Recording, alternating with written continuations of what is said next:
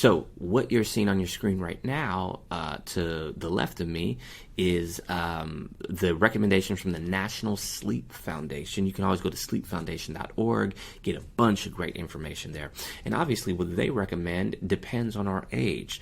So a lot of us that are here probably fall within the young adult to adult range, right? Whatever your age is, that's totally okay. And so it says the recommended hours of sleep are 7 to 9 hours.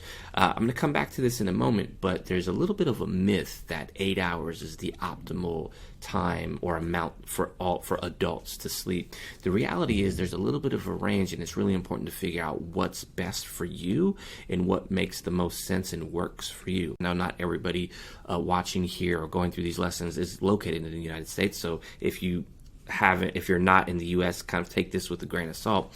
But a lot of meta-analysis research, meta-analytic studies, that means they commission studies, and instead of having individual participants, each participant was a study in and of itself. So that means thousands and thousands of participants. A lot of adults sleep between 6 and 8 hours a night. So the recommendations, and the last thing you saw on the screen, were 7 to 9. Those are the recommendations for more optimal sleep. But what adults are actually doing is between 6 and 8 hours. And also, a lot of research has shown, and this comes straight out of the CBTI work that I was talking about before, a lot of research has shown that folks who sleep on average 7 hours a night, so again, there's a range of a recommendation from 7 to 9, and then a range on what's actually happened from 6 to 8. What was found was a lot of folks who sleep on average 7 hours a night, they both live longer, so there's an association with mortality. They live longer, and they have more optimal cognitive functioning throughout the day. So the main thing to take away from this is you don't necessarily need 8 hours of sleep. If you're getting around 7 hours of sleep, you might be okay. You might think to yourself, you might have this narrative or this thought, which is what we're going to talk about next, of I'm not getting enough sleep, and that may be perpetuating things inside of you that actually makes it worse throughout the day.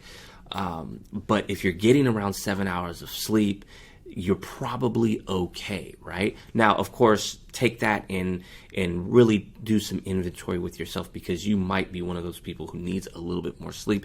You may need that 8 hours, and that's okay. And at the end of the day, you have to figure that out for yourself. But there's just a lot of people who are under that impression of the 8 hour myth. If I'm not sleeping 8 hours, I'm not doing this right, sort of thing, right? And then also, there's also a kind of myth that more always equals better.